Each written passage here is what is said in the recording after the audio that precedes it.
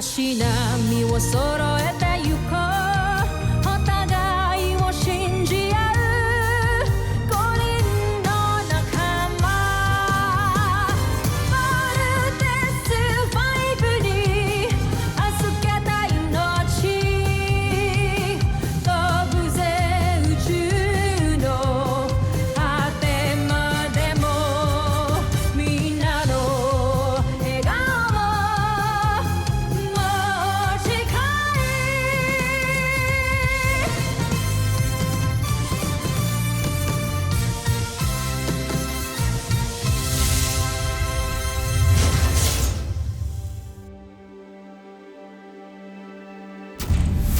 Ang nakaraan sa Voltes 5 Legacy. Napakawalang kwenta nga ng mga sandata ng planetang ito. Bolt's team, you are the last line of defense. Bakit parang natatalo na yata tayo? Bakit ka nabigo? Huwag mo akong ipahiya, Zardos. Pinapakilala ko mga bago nating kampiyon. Yan si Baizanger. Wait for it back! Sige pa! Pasangin mo ang lahat ng umaatake sa atin. Team, your mother's hurt. Kailangan tayo ni Mama. Bumalik na tayo sa camp. Kailangan natin mahanap yung Beast Fighter.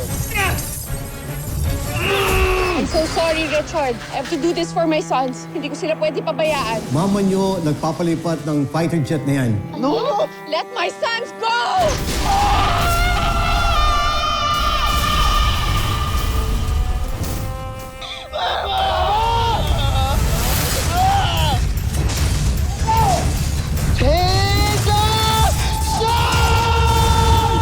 Pangalawang pagkakataon. Muli ninyo akong binigo! Alis na ako dito sa camp. Wala na akong reason pa para magstay dito. Ba't di ka magpa-comfort kay Jamie? Total, may gusto ko naman pala sa kanya, di ba? Mahusay at ginawa mong iniutos ko sa'yo. May paraan na para malaman natin kung sino ang 5 piloto ng Voltes 5. Akala ko ba nag-quit ka na? A girl can change her mind. Lalo na kaya lang naman ako umalis dito sa camp is because may kinaiiritahan ako. Last I heard kasi parang masaya naman na siya na single ulit siya. So ano pang babalikan mo? Hindi ka iniwan ng nanay mo at hindi niya nabando ng tatay. Hindi masamang ina ng nanay mo. Namatay siya dahil sa pagmamahal niya sa iyong ama. So sana mag-sorry sa inyo, pati sa mga masasabang nasabi ko sa mama niyo. Naiinggit kasi ako sa inyo. Lagi ko kasi nakikita kung gaano ka-ideal na mother si Mrs. Armstrong. Kagaya rin pala ng mama niyo yung nanay ko. Pareha silang nag-sacrifice ng buhay nila para maligtas ang family nila. Sorry talaga, and I hope maging okay na tayong lahat.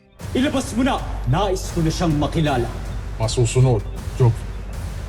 Nais kong ipakilala sa inyo si Gardo, ang aking magiting at mahusay na Beast Fighter.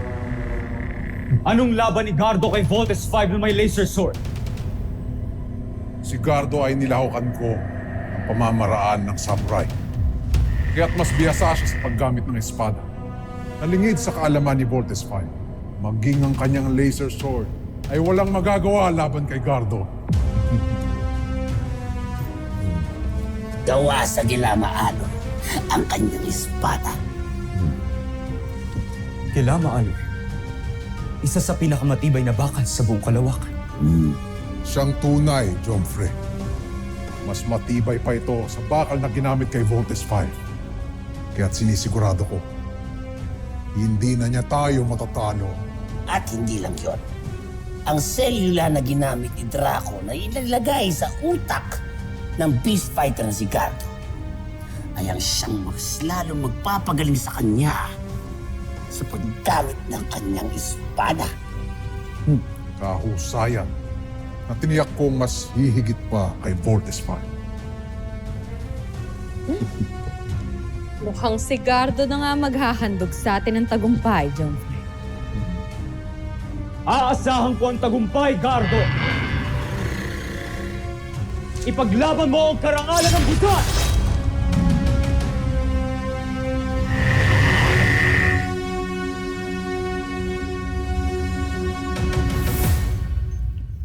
Dr. Smith. Sorry, andito ka pala. Please join us.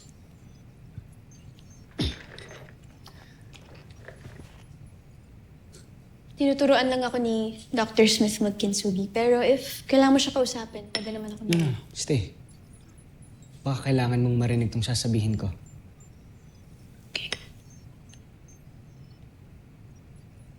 Tungkol saan, Steve? Kay Mark po, Dr. Smith. Bigla siyang bumait sa amin. Nag-sorry siya, nakipag-ayos sa amin. Talaga? That's good news. Yeah. Dr. Smith, ano po ba talaga nangyari kay Mark? May sinasabi po siya about his mother. I'm sure one of these days, ikwento rin ni Mark sa niya.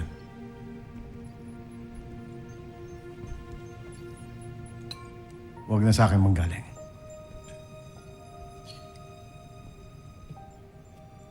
Si Mark, maraming lamat. Pero there's nothing or no one broken is beyond repair. Just like this ball. Kintsugi.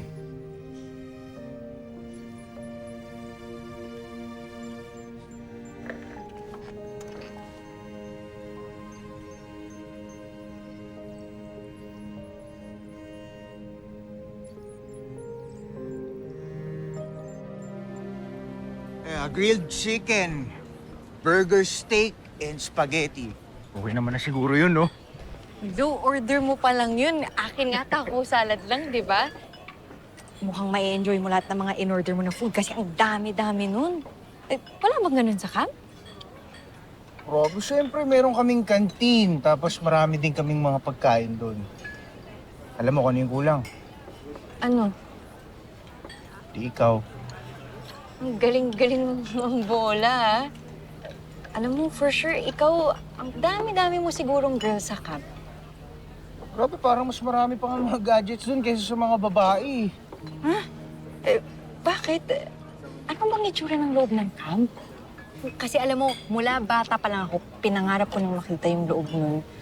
Pero until now, hanggang labas lang ako ng camp. Alam mo, matutupad na yung pangarap ko na yan. Dadaling kita sa camp. Os, pwede ba ako dun? Oo naman. Basta kasama ako. Malakas ako dun. Tsaka, lakas ka sa akin eh. Promise yan, ha? Oo, promise.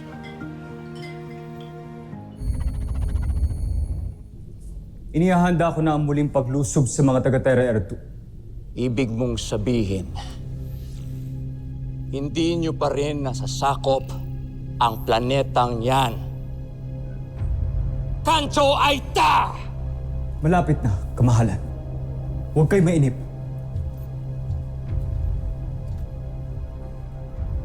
Kaliit-liit na planeta. Hindi nyo matalo. Anong klaseng pinunong mananakop ka, Zardos? Ginagawa ko ang lahat ng aking makakaya. Kung ginagawa mo ang lahat, matagal nyo na sanang nasakop ang Terra Air 2. Naiinip na ako.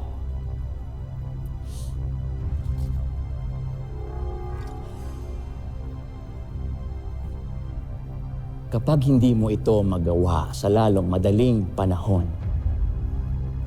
tatanggalin ko ang paghirang ko sa iyo bilang prinsipe ng Buzan. At isasama kita sa mga kauri mo, mga alipin kagaya ng ano mo!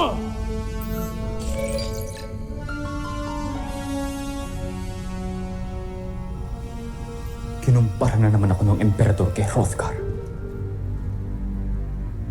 Ito na ang huling beses mangyayari. Pinapangako ko.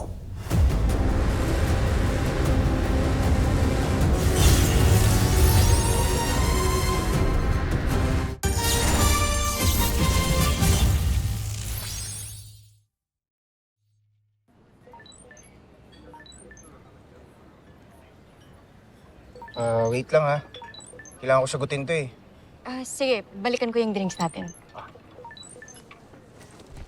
Hello, kuya. Malis ka na naman ng di nagpapaalam, ha? Nasaan ka?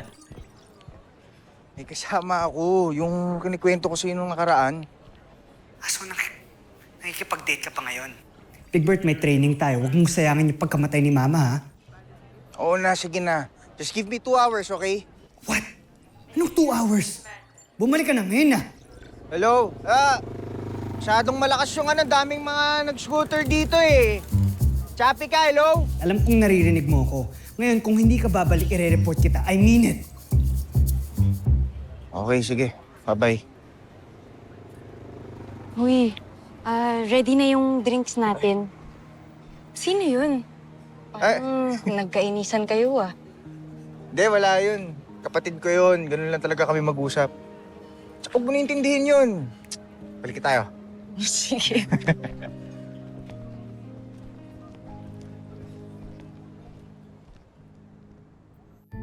Nasisiguro kung tataas ang ranggo natin sa oras na matalo ng ating beast fighter si Voltes 5. Kaya dapat lamang na paghusayan ni Gardo.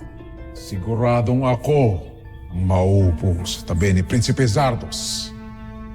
Sa oras na matalo natin ang mga taga-Terra Earth. Mataas masyado ang pangarap mo, Draco. Baka nakakalimutan mo. Ako ang utak ng mga armas ni Gardo. Kaya ako ang dapat umupo sa tabi ni Prinsipe Zardos. Maaaring ikaw ang utak. Ngunit ako pa rin na nakapag-isip kung saan ibabase ang abilidad ng pakikipaglaban ni Gardo. Kaya't ako ang nararapat sa tabi ni Prinsipe Zardos. Alam mo, ikaw, mayabang ka rin talaga eh, no? Kung di ka lang malaki, papatulang kita eh. O sige nga, subukan mo. Sige, magpatayan na lang kayo dalawa para ako na lang ang uupo sa tabi ng prinsipe. Ako ang uupo sa tabi ng prinsipe. Ako ang gumawa kay Gardo. Ako ang upo! Ako! Homsak! Jomfrey. Aga-aga niyo magdiwang wala pa kayo napapatunayan. Patawag sa iyong narinig, Joffrey. Masyado lang kaming kumpiyansa na matatalo ni Gardo si Voltes 5. Kung ganun, aasahan ko ang tagumpay, Draco. Umayo kayo't wasakin si Voltes 5 para sa karangalan ko at ng buong busa.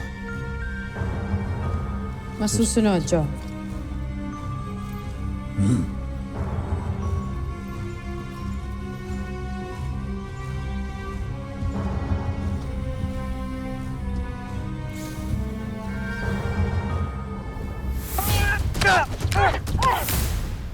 Parang naninibago ata ako sa'yo ngayon. Wala ka ba sa mood?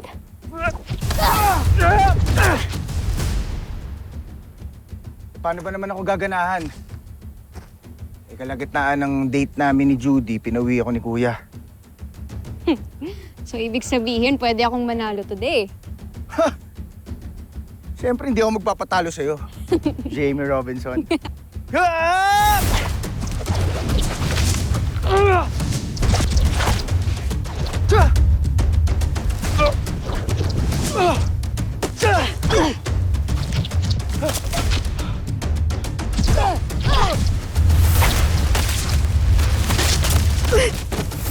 Jamie! Sorry! Bigla lang ako. Okay ka lang? Okay lang ako. Ang galing na na. Ano yun? Butterfly return. Butterfly return? After mawala ni Papa, pinatira ako ni Mama sa mga monks. At yung monk na teacher ko yung nagturo sa akin makipaglaban. Ang butterfly return ng isang technique na tinuro sa akin. It's interesting, ah. Ano? Turo mo sa akin? Hindi naman pwedeng hanggat di mo ako napapabagsak eh. Ganun, ah. Yun lang naman pala eh. Let's go!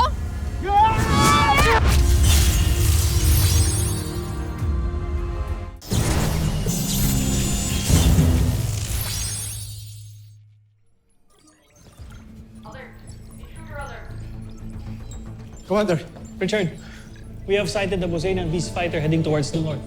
Papuntang general direction ng Camping Falcon. What? Sound the alarm.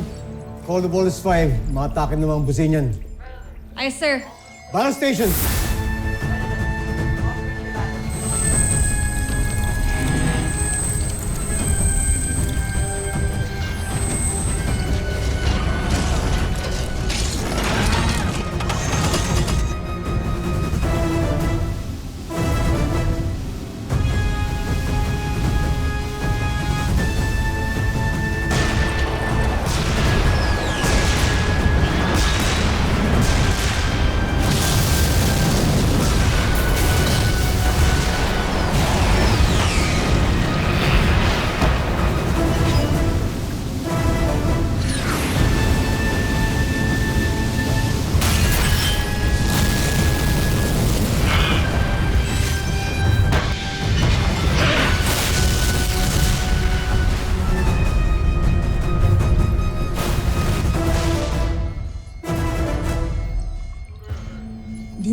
kinagasgasan. He's really tough. Yan ang beast fighter na makakalaban natin. Team, alam kong kayang-kaya niyo yan. And I believe in you. Talunin niyo yung beast fighter niyan para hindi na yan makapagsala. Go now. Yes, Dr. Smith. Team, let's take this beast fighter down. Let's go!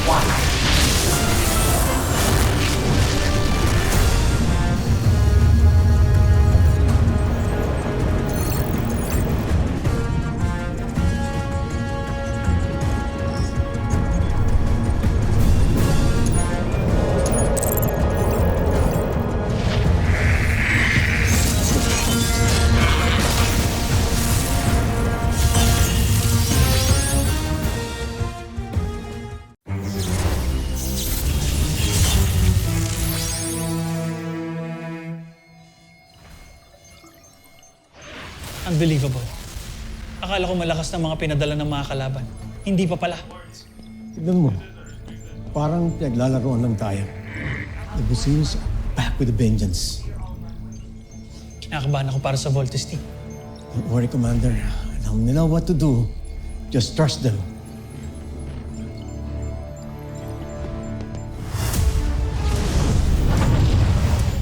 Ayun! Ayun yung beast fighter! Little John, kung masyado ma-excite. Kakaiba tong beast fighter na to, ah. Hindi siya in the form of an animal, para siyang humanoid. Team, I'm sure pareho lang yan sa mga unang beast fighters na pinadala ng mga aliens. So there's nothing to be frightened about. Kaya atakihin na natin yan. Pasakin na natin ang sangyan. Get ready. Commit! Cruiser missiles!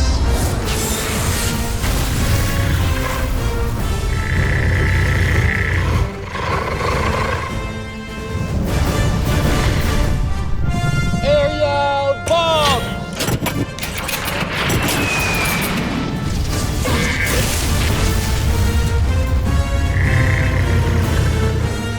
Frigate missile!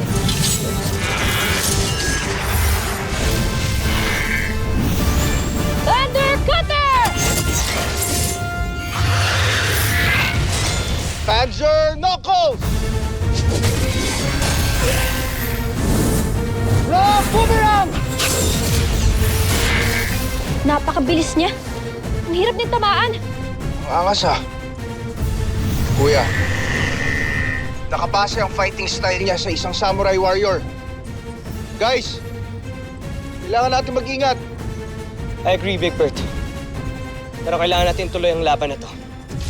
Roger!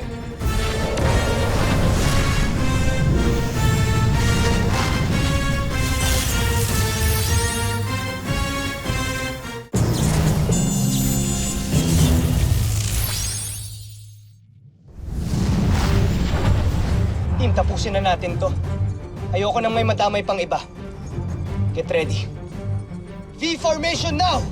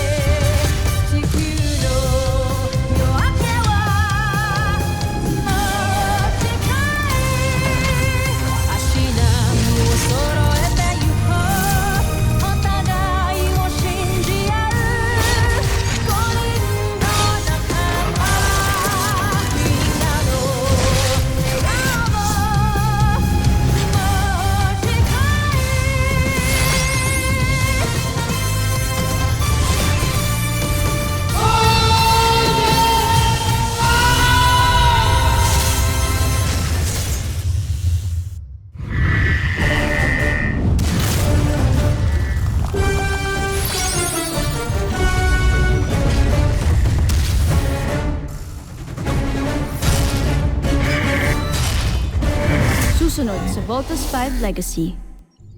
Ibig kong tiyakin na hindi na tayo madadaig. Yevado, aking spoon. Mukhang inaral ng kalaban ng Voltus 5. Halos pantay ng technical stature at ang battle profile nila. Ano pa pong lamang ng Voltus 5 dyan? Puso, Ana. Puso. Paklasa yung espada niya. Nadami siya tayo. Ka na, kuya! Tumakas na tayo! Meron ako naiisip na plano para matalo natin siya. Alright, team. Let's vote out. Huwag mo na hayaan makatakas pa ang mga yan, Gardo! Tigilan mo muna si Voltes 5. Joe! Gawin mo ang una kong plan. Atakihin ang kampo. Matatalo natin yung Beast Fighter na yun once gamitin natin yung laser sword. Pointless yung laser sword natin kung makaka-counter-attack niya yun. So what do we do now? Ang kampo ang utak na nagpapatakbo kay Voltes 5. Ito ang dapat nating pinubuksan. Where's the location of Voltus 5? Kapag nilabas ng Beast Fighter, yung katana sword niya, may expose yung weakness niya. At kapag nangyari yun, gagamitin natin ang butterfly return technique. Kuya, kaya mo yun. Kaya mo yan.